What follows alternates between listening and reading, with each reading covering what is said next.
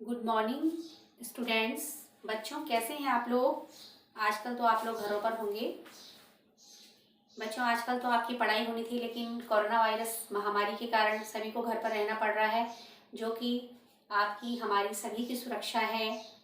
तो बच्चों इसका मतलब ये नहीं कि आप घर पर सारा टाइम वेस्ट करें, खेलें कूदें।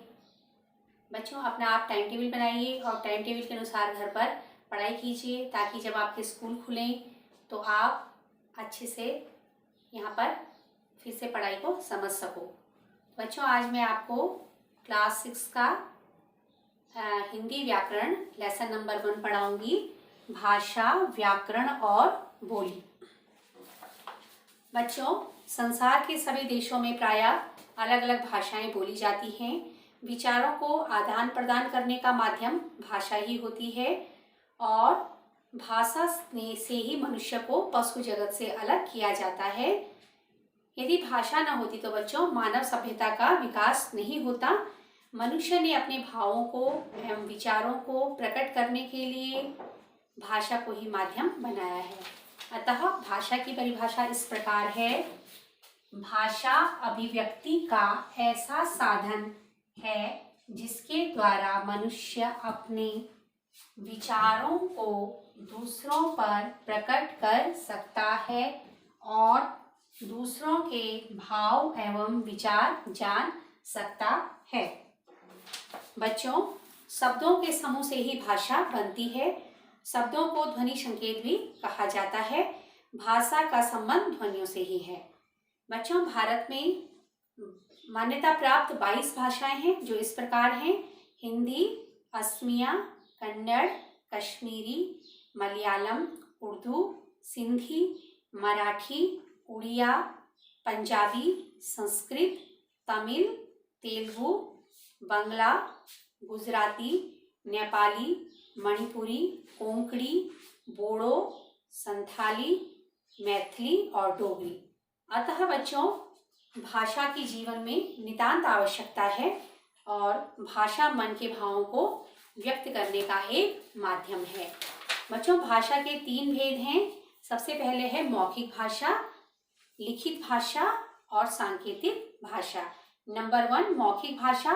मुख से जो कुछ बच्चों बोला जाता है और कानों से जो कुछ सुना जाता है, वह भाषा का मौखिक रूप होता है। इसमें 3 तत्व समाहित होते हैं बच्चों: बोलना, सुनना और समझना। नंबर 2 लिखित भाषा। जो कुछ लिखा और पढ़ा जाता है वह भाषा का लिखित रूप है। इसमें भी 3 तत्व ही समाहित हैं: नंबर 1 लिखना, पढ़ना और समझना। नंबर 3 है सांकेतिक भाषा। संकेतों के माध्यम से अपने विचारों को दूसरों तक प्रकट करना और दूसरों के विचारों को समझना, ये सांकेतिक भाषा कहलाती है। आपने देखा होगा बच्चों, गूंगे व्यक्ति अपने विचारों को प्रकट करने के लिए और दूसरे विचारों को समझने के लिए सांकेतिक भाषा का प्रयोग ही करते हैं। इसके अतिरिक्त आपने ट्रैफिक पुलिस को देखा होगा। ट्रैफिक पुलिस भी गाड़ी को रुकने का और आगे बढ़ने के संकेत करने के लिए सांकेतिक भाषा का प्रयोग ही करती है। आगे है बच्चों, इन भाषाओं के अतिरिक्त परिवार में बोले जाने वाली भाषा को मातृभाषा कहते हैं।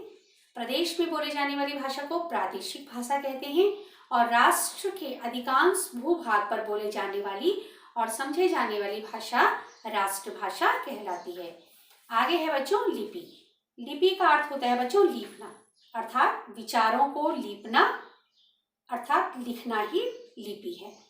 भाषा के वर्णों को लिखकर प्रकट करने हेतु निश्चित किए गए ध्वनि चिन्हों को लिपि कहते हैं। प्रत्येक भाषा की अपनी अलग अलग लिपि होती है। संसार में बच्चों अनेक भाषाएं होती हैं। प्रत्येक भाषा की लिपि को अलग अलग नाम दिया गया है। हिंदी और संस्कृत की लिपि है देवनागरी, पंजाबी की गुरुमुखी और अंग्रेजी रोमन लिपि में लिखी जाती है।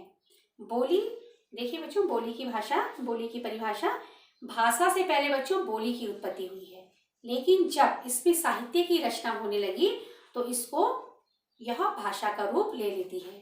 बोली का कोई व्याकरण नहीं होता है, और देश के विभिन्न भागों में बोले जाने वाली भाषा बोली कहलाती है। अतः भाषा के क्षेत्रीय रूप को ही बोली कहते हैं। भारत में बोले जाने वाली प्रमुख बोलियां हैं ब्रिज, अवधी, भोजपुरी, मैथिली, बुंदेलखंडी और बनारसी आदि। अब मैं आपको भाषा और बोली में बच्चों अंतर बताऊंगी। बोलियां एक ही भाषा का अंग होती हैं और भाषा का विस्तृत क्षेत्र होता है, जबकि बोली सीमित क्षेत्र में बोली जाती है। भाषा का संबंध व्याकरण से होता है, जबकि बोली व्याकरण सम्मत नहीं होती।